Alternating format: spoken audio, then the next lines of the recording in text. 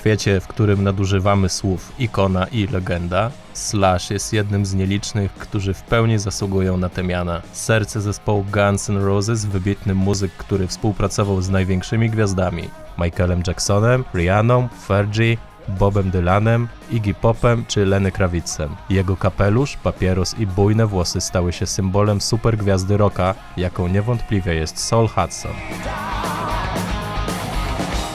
Living the Dream is the title of the latest album you, Miles and Conspirators made. I'm wondering if you are living your dream right now. Yeah, technically yes. Uh-huh. Living the Dream as a title wasn't supposed to be meant literally like that. Mm-hmm. It's a sort of tongue-in-cheek, sarcastic statement that we always say whenever it's like somebody goes, "How you doing?" "Oh, living the dream," you know. Mm-hmm. And it's sort of like when people are working and they sort of have a tense. And I used the phrase in relationship to politics that have been going on, obviously in the States, but also globally, you know. And that's what this did. But you know, that said, you know, being able to you know, looking at what I've been doing for the last however many years, I can honestly say that I've been sort of living the dream for when I was 15 years old and picked up the guitar. That's you know. what I mean. So yeah. Slash, you are labeled as icon, as a legend, as a super rock star. I'm wondering if sometimes you get this feeling like, oh my god, I just want to play jam in some small club with friends when nobody knows me and being anonymous again. Do you get this feeling sometimes? I'm not really. I don't play the big sort of big rock star guy very well. I'm not that guy.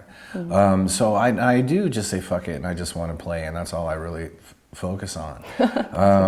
And you know, I pretty much am playing all the time, and it's not too different than what you just said, except for, you know, hopefully people will know who you are when you show up at a venue. But it's very much a passion thing for me, and all the other sort of bullshit that comes with having arrived at any sort of form of success. Being a celebrity and so. Yeah, but I just don't do the celebrity thing. I'm not.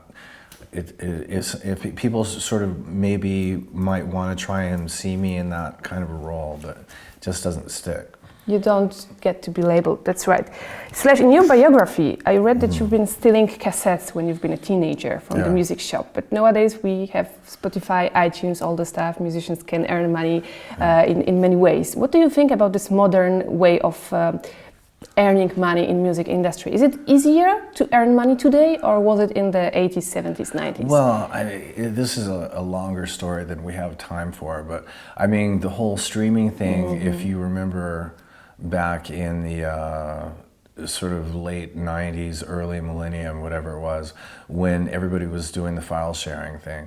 I mean, that whole sort of like the internet basically killed the music industry. And so now we've sort of come out of it with this streaming services, but they don't pay anywhere near the royalties that buying a CD or a record pays. So it's definitely hurt the music business in a big way. So it's easier for customers, but it's definitely not doing any favors to the actual artist.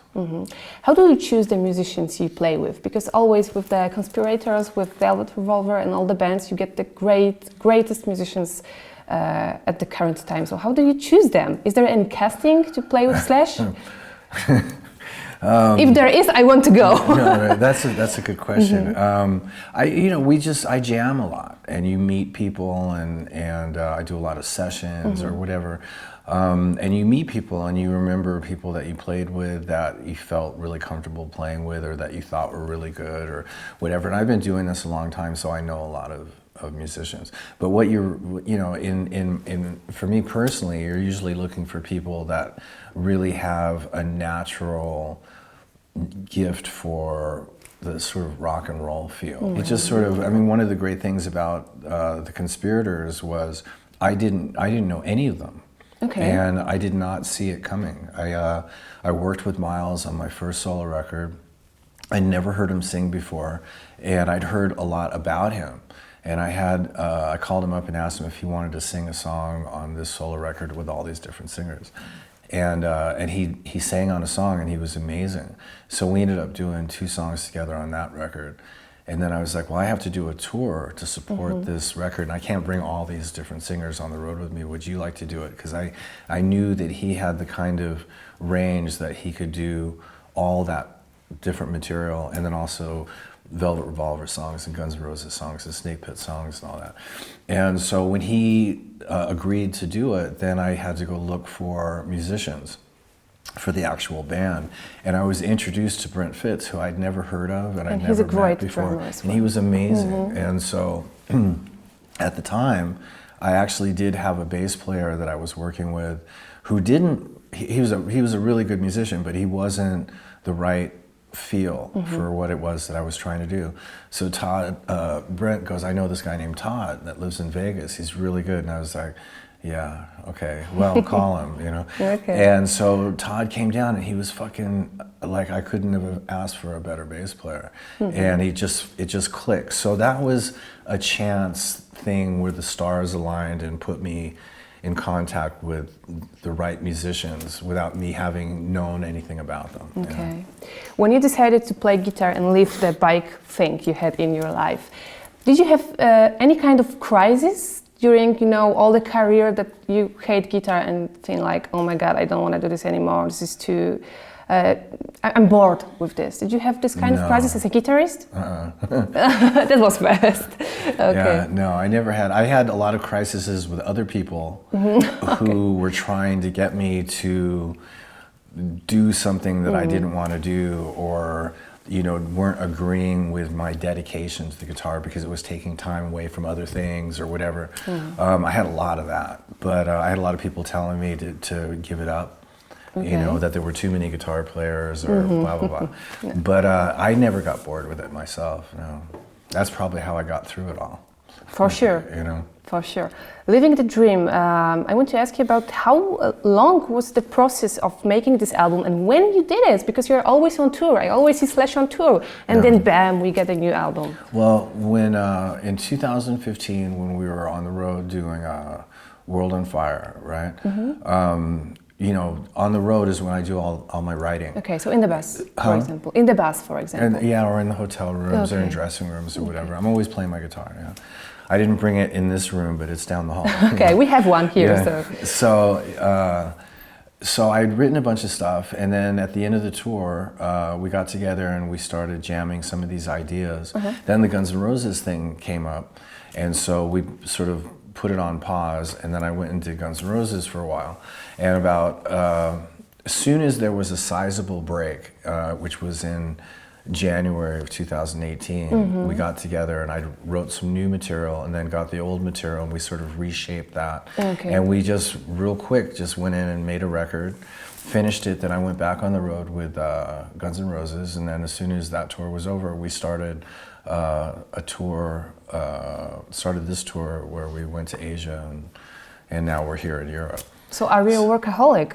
It's not so much that, I mean, everybody calls me a workaholic. I mean, I think it's just that I really love what it is that I do.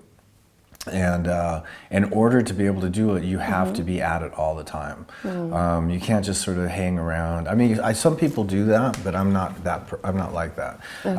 I want to make a new record. I want to go on the road. I want to go make another record. I want to go back on the road. You know, I'm like that.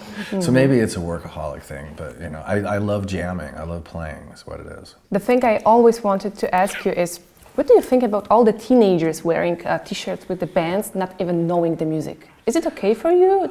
Are you okay with that? Or? You know, I mean, the funny one to me is all the kids that wear CBGB shirts. They have no idea what CBGB is. Exactly. But I mean, you know, in a way, it's sort of carrying the torch. You know, people are wearing, it might be fashionable to some sort of a statement, but in a way it keeps that brand alive. So, you know, it's cool.